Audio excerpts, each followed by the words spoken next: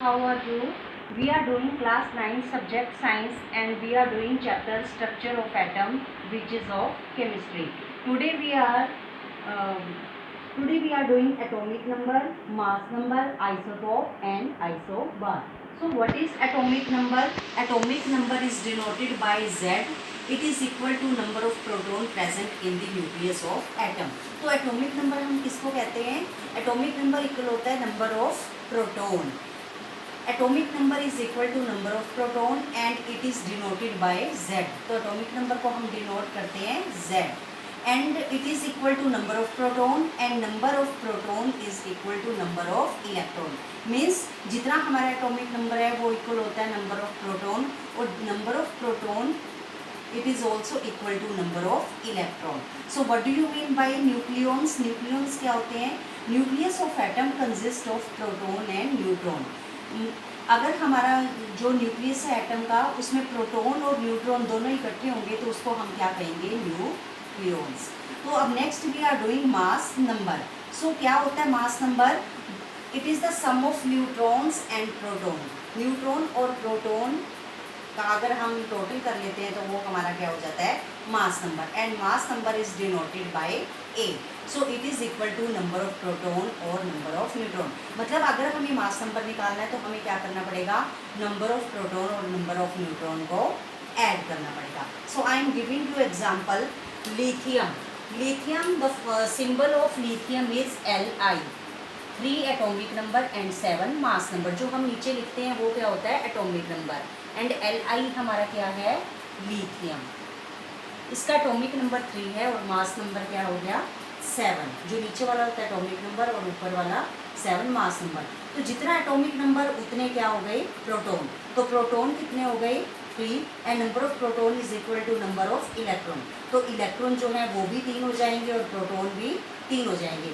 अब अगर हमें न्यूट्रॉन निकालना है तो हमें क्या करना पड़ेगा? A minus Z. Mass number में से हमें एटॉमिक नंबर को माइनस करना है तो न्यूट्रॉन किसके इक्वल हो जाएगा? अगर हम मास नंबर 7 में से 3 एटॉमिक नंबर माइनस कर देंगे तो हमारे पास न्यूट्रॉन आ जाएगा 4. तो इसमें हम डिस्ट्रीब्यूशन ऑफ इलेक्ट्रॉन्स कैसे करते हैं? हमें पता है कितने शेल्स होते हैं? K-L-M-N. तो पहला शेल 2 से कंप्लीट होता है. हमें कैसे करना है? क्योंकि हमें पता है 3 इसका एटॉमिक नंबर है. तो पहला शेल हो गया 2 से कंप्लीट और L शेल में कितने आ गए? 1. तो number of electron present in the outer most shell. अब आउटर मोस्ट शेल जो L शेल है उसमें आउटर मोस्ट इलेक्ट्रॉन कितने हैं? 1. तो वैलेंसी क्या हो जाएगी? 1. तो what do you mean by valency? Number of electron present in the outer most shell. तो लिथियम का क्योंकि एटॉमिक नंबर 3 है तो हम इसकी कन्फिगरेशन बनेगी K शेल में 2, L शेल में 1. तो इसकी वैलेंसी हो गई 1. नेक्स्ट हम ले रहे हैं ऑक्सीजन. ऑक्सीजन के अंदर क्या होता है? एटॉमिक नंबर 8 और मास नंबर 16. अब 8 इसका एटॉमिक नंबर है तो नंबर ऑफ प्रोटॉन जितना एटॉमिक नंबर है उतने प्रोटॉन हो गई. तो number of proton equal to 8 and proton is equal to electron. तो जितने प्रोटॉन उतने ही इलेक्ट्रॉन. प्रोटॉन भी 8 हो गई, इलेक्ट्रॉन भी 8 हो गई. अब हमें न्यूट्रॉन निकालना है तो हम कैसे निकालेंगे? मास नंबर 16 में से अगर हम एटॉमिक नंबर 8 माइनस कर देंगे तो क्या न्यूट्रॉन कितने आ गए? 8. तो अब इसकी कन्फिगरेशन क्या बनेगी? क्योंकि पहला शेल जो है कि उसमें 2 इलेक्ट्रॉन आ सकते हैं, मैक्सिमम 2 से कंप्लीट होता है. अब हमारा एटॉमिक नंबर 8 है तो पहले में 2 आ गए तो L शेल में कितने आ गए? 6. अब हमें पता है जो L शेल है वो हमारा किससे कंप्लीट होता है? 8 से. तो हम इसकी वैलेंसी क्या निकालेंगे? 8 और हमारे पास L शेल में कितने हैं? 6. 8 माइनस 6 इक्वल टू 2. तो valency of oxygen is 2. Next example we are doing sodium. तो सिंबल क्या है सोडियम का? Na. इसका एटॉमिक नंबर हो गया 11 और मास नंबर 23. तो जितना एटॉमिक नंबर उतने proton. Number of proton equal to atomic number कितने हो गए? 11 and number of electron also 11 and mass number 23 atomic number 11. अगर हमें न्यूट्रॉन निकालने हैं तो हम कैसे निकालेंगे? मास नंबर 23 में से हम एटॉमिक नंबर 11 को माइनस कर देंगे तो न्यूट्रॉन कितने आ गए? 12. तो अब हम इसमें डिस्ट्रीब्यूशन ऑफ इलेक्ट्रॉन देखते हैं. K-L-M-N ये हमारे शेल इसके अंदर बन गए. अब हमने क्या करना है? एटॉमिक नंबर 11 है तो पहला शेल K शेल 2 से कंप्लीट हो गया और नेक्स्ट L शेल 8 से कंप्लीट हो गया. कितने हो गए? 8 और 2 10. एटॉमिक नंबर 11 है, तो एम शेल में कितना आया, इलेक्ट्रॉन 1। तो इसकी वैलेंसी क्या होगी, number of electron present in the outer most shell कितना हो गया, 1। तो सोडियम की वैलेंसी क्या हो गई, 1। अगर हम देखते हैं सोडियम, सोडियम के ऊपर हम प्लस का निशान लगाते हैं, प्लस का चार्ज लगाते हैं, तो प्लस का क्या होता है कि ये अपना एक इलेक्ट्रॉन दे सकता है, तो हम इसको क्या कहते हैं, कैटायन। कैटायन क्या होता है, what do you mean by cation, positive charge ion is known as cation. Next we are doing isotope and isobar. So what do you mean by isotope, जिनका एटॉमिक नंबर सेम होता है but mass number different. Atoms of element which have same atomic number but different mass number. तो यहाँ मैंने symbol लिखा है ए x Z. तो ए क्या है, मास नंबर, और जेड क्या है, एटॉमिक नंबर, और एक्स क्या हो गया, सिंबल ऑफ द एलिमेंट। ए हो गया mass number, Z atomic number. तो अगर हम यहाँ देखते हैं isotope of hydrogen 1H1, 1H2, 1H3। तो 1H1 जो है वो क्या है, ये हम आइसोटोप कर रहे हैं हाइड्रोजन का, 1H1 protium, 1H2 deuterium and 1H3 tritium. अब हमें पता है नीचे एटॉमिक नंबर, ऊपर मास नंबर, और जो एक्स की जगह हमने जो एलिमेंट ली है हाइड्रोजन। तो इसमें हम देखते हैं जितने हमारा एटॉमिक नंबर उतने क्या हो गए, प्रोटॉन। अब हमें यहाँ न्यूट्रॉन निकालना है, तो मास नंबर में से हमने क्या किया, एटॉमिक नंबर को माइनस कर दिया, तो कितने न्यूट्रॉन आ गए, 0। सेकंड ड्यूटेरियम में हम देखते हैं एटॉमिक नंबर, अगर हम देख रहे हैं एटॉमिक नंबर कितना है इसका, 1, ठीक है। तो इसके अंदर प्रोटॉन भी 1। अब हम अगर हमें निकालना है न्यूट्रॉन, तो हम कैसे निकालेंगे, मास नंबर 2 और उसमें से एटॉमिक नंबर 1 माइनस कर देंगे, 2 में से 1 गया 1 न्यूट्रॉन। अब 1H3 क्या, इसको हम बोलते हैं ट्रीटियम, इसका एटॉमिक नंबर 1, तो प्रोटॉन कितने हो गए, 1, इलेक्ट्रॉन भी 1, मास नंबर, अगर हमने इसमें मास नंबर इसके अंदर क्या है, ट्रीटियम का 3, तो न्यूट्रॉन निकालना है, 3 में से 1 गया 2। अगर आप यहाँ देख रहे हो 1H1, 1H2, 1H3, इन सभी केस में एटॉमिक नंबर सेम है और मास नंबर डिफरेंट है, so that's why it is known as isotope. तो ये किसका आइसोटोप हुआ, isotope of hydrogen. Next I am giving you example of chlorine. तो सिंबल क्या होता है क्लोरीन का, Cl। यहाँ हमने लिया 17 क्लोरीन 35 एंड 17 क्लोरीन 37। तो वाई इट इज़ आइसोटोप, अगर हम यहाँ पर देखते हैं नीचे atomic number, in both the cases atomic number same 17 but mass number different 35 and 37, that's why it is known as isotope of chlorine. अब इसके अंदर अगर हमें देखना है 17 क्लोरीन, तो एटॉमिक नंबर 17, तो प्रोटॉन भी 17 हो गए, तो हमें न्यूट्रॉन कैसे निकालेंगे, मास नंबर में से एटॉमिक नंबर हमने माइनस कर दिया, 35 में से 17 गए 18 न्यूट्रॉन। अब हम सेकंड केस देख रहे हैं 17 क्लोरीन 37।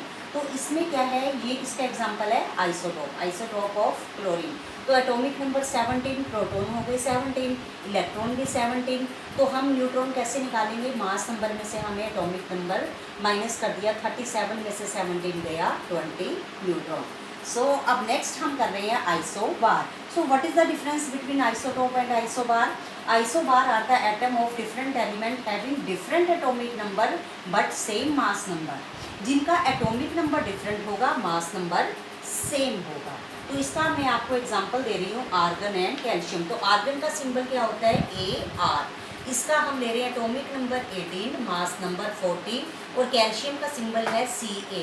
मास इसका एटॉमिक नंबर हो गया 20 और मास नंबर 40। अब अगर हम देखते हैं ये आइसोबार का, it is example of isobar. तो क्या डिफरेंस था आइसोटोप और आइसोबार में? यहाँ नीचे क्या है, एटॉमिक नंबर। तो atomic number is different but mass number is same, that's why it is known as isobar. अब हम ये केस देख रहे हैं, इसमें आर्गन के केस में इसका एटॉमिक नंबर 18 है, तो प्रोटॉन कितने हो गए 18, इलेक्ट्रॉन कितने हो गए 18। अगर हमें इस न्यूट्रॉन निकालने हैं तो हम मास नंबर में से एटॉमिक नंबर को माइनस कर देंगे, तो 40 में से 18 गए तो कितने न्यूट्रॉन हो गए 20। अब सेकंड फिर इसके अंदर जो हम एग्जांपल ये वाला ले रहे हैं कैल्शियम, 20 कैल्शियम 40, तो 20 क्या हो गया एटॉमिक नंबर, तो number of proton 20, electron also 20। Neutron हम कैसे निकालेंगे, मास नंबर में से एटॉमिक नंबर गया 40 में से 20 हमने माइनस किया, तो हमारे पास क्या आ गया neutron 20। Next example we are taking sodium 11, sodium 24। Sodium जो है उसका सिंबल क्या होता है Na, तो 11 सोडियम 24 एंड मैग्नीशियम का Mg, इसका एटॉमिक नंबर 12 और इसका मास नंबर हो गया 24।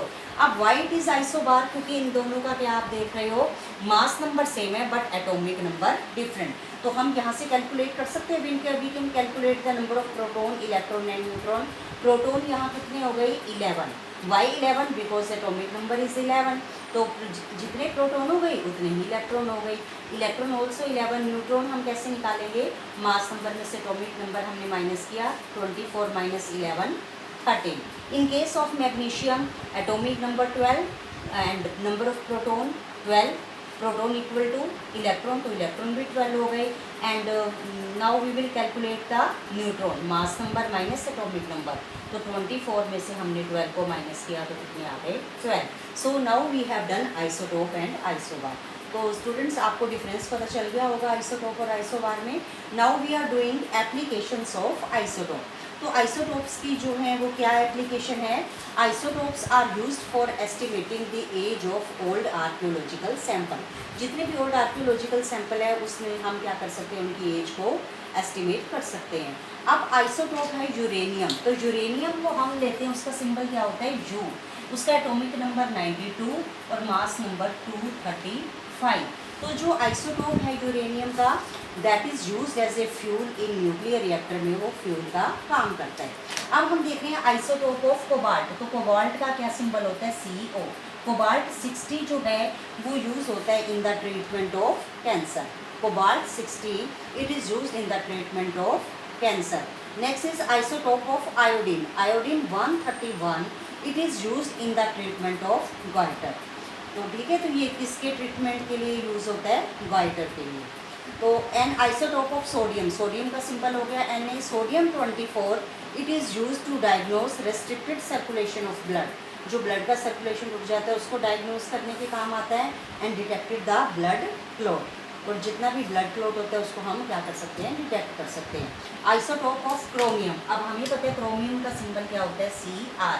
तो क्रोमियम जो 51 है that is used to study the blood diseases। So students, in this session we have done atomic number, mass number and example we have discussed. After that we have done isotope and isobar and differences we have done, and example also we have discussed, and after that we have done application of isotope.